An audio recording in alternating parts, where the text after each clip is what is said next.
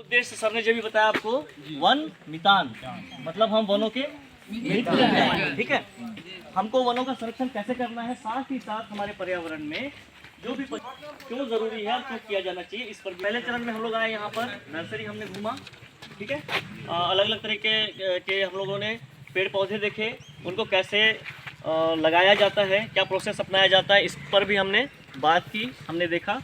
ठीक है, साथ ही साथ हमने बहुत सारे बटरफ्लाइज देखे, आपको बटरफ्लाइज के बारे में भी बताया, उनका क्या महत्व है। कुछ बर्ड्स भी हमने देखे, बर्ड्स के बारे में भी हमने बात की। तो पक्षियों का जो संसार है वो बहुत अनूठा और अद्भुत है। ठीक है, आप लोग अपने घरों के आसपास पक्षी देखते हो। सबसे कॉमन पक्षी जो रोज़ नज़र आता है कौवा, सबने देखा है ना। इसके अलावा मैना, कामन मैना, बुलबुल, ये सब हम देखते हैं। गौरैया, बहुत सारे पक्षी हैं जो हमारे घरों के आसपास दिख जाते हैं हमको आसानी से। कुछ ऐसे पक्षी हैं जिन्हें देखने के लिए हमें थोड़ा सा अंदर जंगल की ओर जाना पड़ता है। ठीक, कुछ पक्षी स्थलीय पक्षी हैं, कुछ पक्षी जलीय पक्षी हैं जो वाटरलैंड वेटलैंड के आसपास आपको देखने को मिलते हैं, तालाबों के आसपास, नदियों के आसपास। ठीक है, आपको जो बुक मिली है उसमें भी पक्षियों के बारे में काफ़ी कुछ दिया हुआ है, उसके पोस्टर दिए हुए हैं, उसका नाम दिया हुआ है, उसके बारे में जानकारी है। 5 के बीच में एक है, 5 के बीच में एक आप बदल के देख सकते हैं, अगल बगल में एक्सचेंज करके देख लेना। ठीक है, तो बहुत सारे पक्षी हमको नज़र आते हैं हमारे आसपास। और पक्षियों के संसार में जैसे ही आप थोड़ा थोड़ा अंदर जाएंगे, जानने का प्रयास करेंगे, आपको एक अद्भुत संसार नज़र आएगा। बहुत से जो पक्षी हैं वो अपने अंदर बहुत सारी चीज़ों को समेटे हुए हैं। कोई, किसी का रंग बहुत सुंदर दिखता है ना, कोई साइज़ में बड़ा होता है। ठीक है, कोई साइज़ में बहुत छोटी चिड़िया है ना, होता है ना। किसी की आवाज़ बहुत मीठी होती है। ठीक है, कोई दूसरे जीवों की आवाज़ नकल करने में माहिर होते हैं ना। तो अलग अलग पक्षियों में अलग अलग विशेषताएं देखने को मिलती हैं। अलग अलग पक्षियों की आवाज़ कॉपी करने में या निकालने में, मिमिक करने में, है ना, माहिर पक्षी कौन कौन से हैं, आप एक आध जानते हो, बताओ। जैसे तोता सबसे कॉमनली हम लोग देखते हैं, तोता जो हमारी आवाज़ को रिपीट करता है। ठीक है, लेकिन उससे थोड़ा सा और आगे जाएंगे, है ना, मैना, पहाड़ी मैना, वो एग्जैक्ट आवाज़ को कॉपी करती है। ठीक है, एक और है रैकेट टेल ड्रोंगो, जिसको हिंदी में बोलते हैं भृंगराज। बोलने में माहिर होता है, दूसरे पक्षियों की आवाज़ माहिर होता है। और मैना जो है वो 14 तरह की आवाज़ें, अलग अलग पक्षियों की आवाज़ें निकालने में माहिर होती हैं। ऐसा ही एक नाम है जो कि हमारे भारत का पक्षी नहीं है, ऑस्ट्रेलिया का पक्षी है, जिसका नाम है लायर बर्ड। ठीक, लायर बर्ड जो अद्भुत है अपने आप में आवाज़ें निकालने में। वो मशीनों तक की आवाज़ कॉपी करता है। कार का जो साउंड होता है, सायरन होता है, वो आवाज़ कॉपी करता है। जो आरा होता है ना, इलेक्ट्रिक सॉ खर्र वाला जो आवाज़ करता है, वो आवाज़ निकालने में माहिर होता है। कैमरे का जो शटर का आवाज़ होता है वो निकाल लेता है। मतलब अद्भुत, है ना। तो ऐसे ऐसे पक्षी हमारे बीच होते हैं। ठीक है, अद्भुत बात होती है कि ये क्या करते हैं, प्रव्रजन करते हैं या प्रवास करते हैं, माइग्रेट करते हैं। सुना है आप लोगों ने पक्षियों के बारे में कि पक्षी एक स्थान से दूसरे स्थान माइग्रेट करते हैं। ठीक है, ये पता है आप लोग को? पता है? सबको नहीं पता है।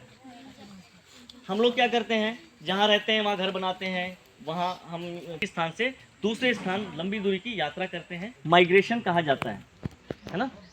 वो एक खास सीजन में माइग्रेट करते हैं और फिर वापस अपने स्थान पर वापस आ जाते हैं। ठीक है, माइग्रेशन के बारे में तो माइग्रेशन उनको क्या विशेषताएं दिलाता है? माइग्रेशन तब करते हैं चिड़िया लोग, बर्ड्स लोग, कि किसी ठंडे इलाके में अगर ज़्यादा ठंड पड़ रही है, वो उनके तापमान से ज़्यादा ठंड पड़ती है, तो कुछ बर्ड्स जो हैं वो ऐसे स्थान को चुनते हैं, मतलब जाते हैं वहाँ पे प्रवास करने, जहाँ वो उनको अनुकूल लगे, वहाँ जाके ब्रीडिंग कर सकें, बच्चे दे सकें। तो इनका एक ये पीरियड रहता है। जैसे ठंड के समय बहुत सारे बर्ड्स अभी प्रवास करने आते हैं, साइबेरिया से आते हैं, कई सारे चिड़िया हैं। हमने यहाँ दंतेवाड़ा में 51 स्पीसीज़ को रिकॉर्ड किया है जो दूसरे देशों से आते हैं प्रवास करने। ठीक है, लेकिन दंतेवाड़ा इस क्षेत्र में, भारत में आते आते कई सारे लोग उसका शिकार कर लेते हैं, जिसकी वजह से बहुत सारे बर्ड्स मर जाते हैं, वापस अपने स्थान जा नहीं पाते हैं। एक ऐसे ही बर्ड है आमूर फाल्कन। नाम नोट किए रहो, फिर बाद में उसका डिटेल और आप ढूंढ सकते हो। अमूर फाल्कन, आमूर फाल्कन ये बाज प्रजाति का पक्षी है। बाज होता ना, बाज। ये एक ऐसी पक्षी है जो विश्व में सबसे लंबे माइग्रेशन में जाते हैं, लंबे दूरी तय करते हैं माइग्रेशन के लिए।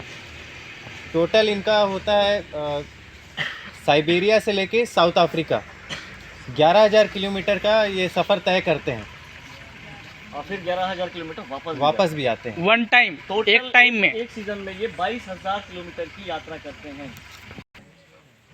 समुद्र पार करते हैं तो नीचे तो कुछ मिलेगा नहीं उनको रुकने के लिए, तो वो बिना रुके माइग्रेट करते हैं, उड़ते रहते हैं दिन और रात।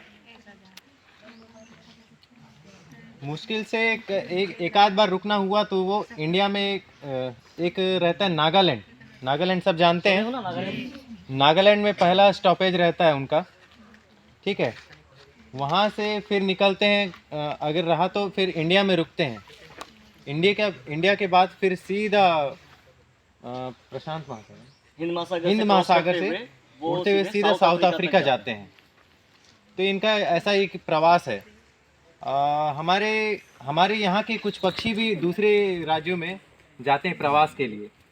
तो ये प्रवास का जो चक्र है, सिर्फ ठंड में ही नहीं, गर्मियों में अलग बर्ड्स आएंगे, बरसात में अलग बर्ड्स आएंगे।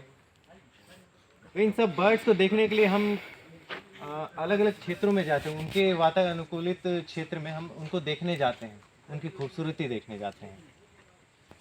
बट जब शिकार होता है, कई बार देखे होंगे गांव मन में जाल लगा देते हैं बड़ा बड़ा पक्षियों को पकड़ने के लिए, ठीक है।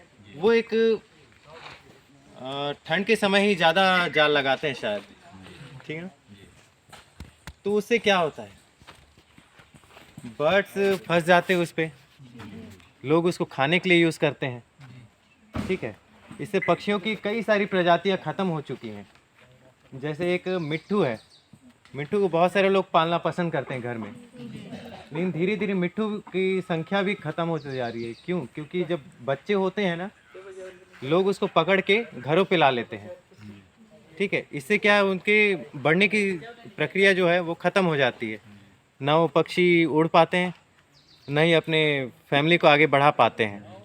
इससे बहुत सारे बर्ड्स हैं, मैना हो गए, मिट्ठू हो गया, और भी कई सारे चिड़िया हैं। गौरैया तो अभी ख़त्म ही हो गई है।